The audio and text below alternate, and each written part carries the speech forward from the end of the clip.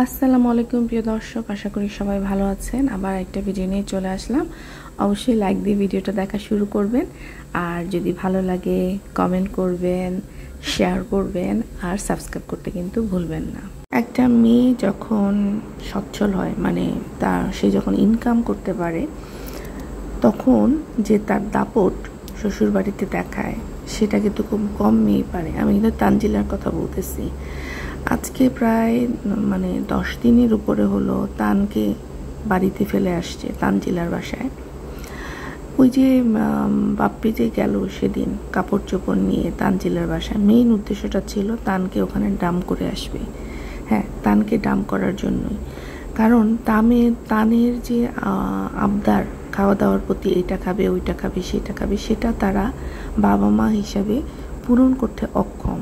এটা কিন্তু একদম সত্যি কথা।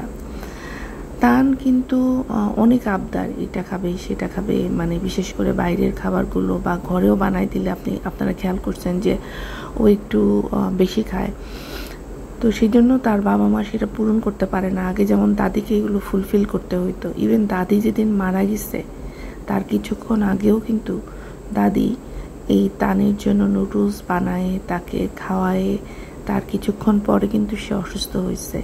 সে তো জানতো না যে সে একটু পরে মারা যাবে, কিন্তু তার লাস্ট ইয়েও ছিল তানকে সে তার আবদার পূরণ করছে। অথচ এই বাবা মা এতটাই অক্ষম, এই বাবা মা এতটাই অযোগ্য যে তারা তাদের সন্তানদেরকে কিভাবে সামাল দিতে হয় সেটা জানে না। তারা নিজেদেরকে সামাল দেওয়া নিয়ে এতটাই ব্যস্ত।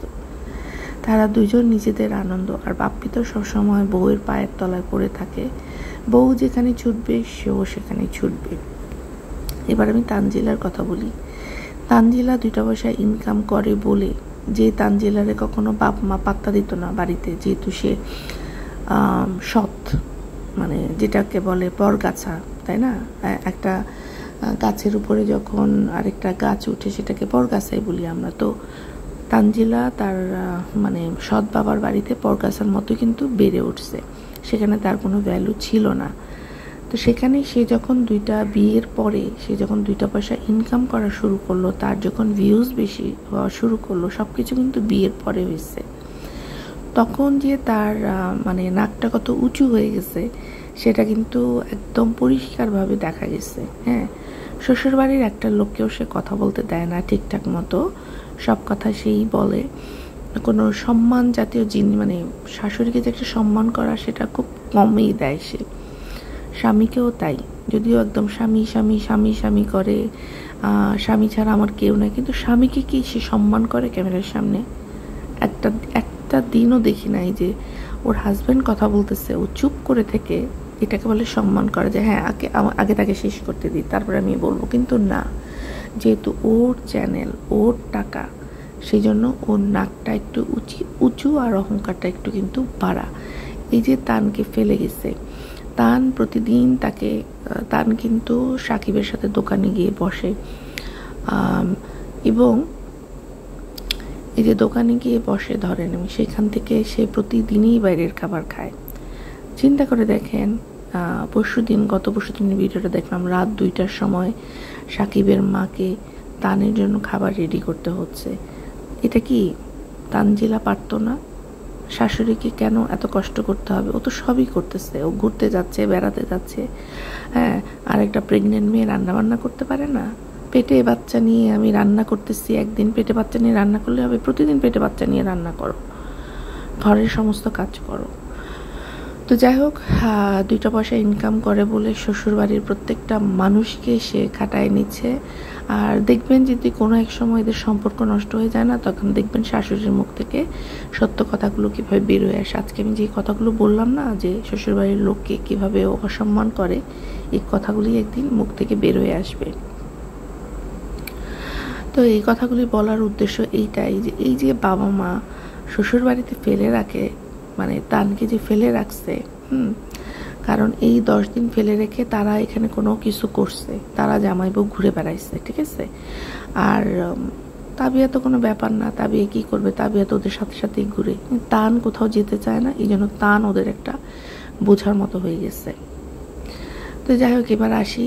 আমি কালকে এই কথাগুলো ভিডিওগুলো গতকাল করছিলাম, পরে দেখি যে তানকে নিয়ে আসছে, তানজিলা। একটা জিনিস খেয়াল রাখেন যে তানজিলা যখন বাড়িতে আসে কিন্তু সবাইকে গলায় জড়ায় ধরে, মানে বুকে জড়ায় ধরে।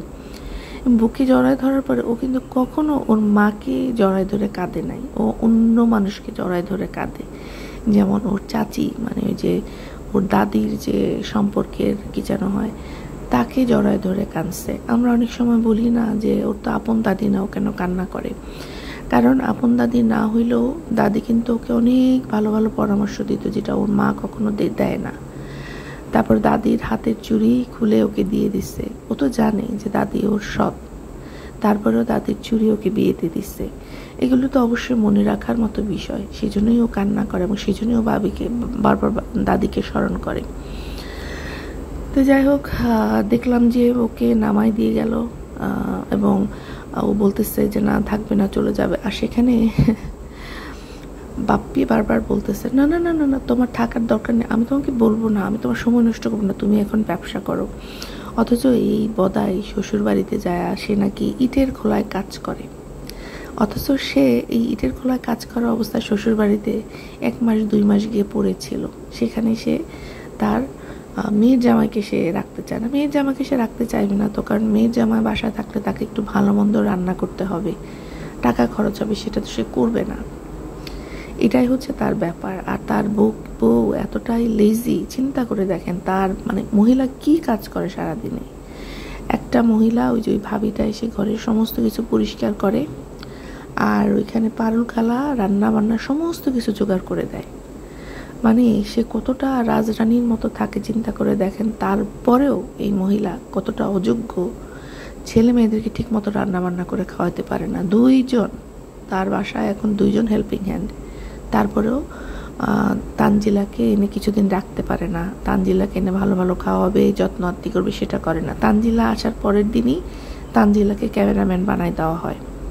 তো এই হচ্ছে এদের বাবা মার অযোগ্যতার কিছু কিছু লক্ষণ। আরও তো এরকম অনেক আছে যেটা হয়তো তানজিলা খুব ভালো করে জানে।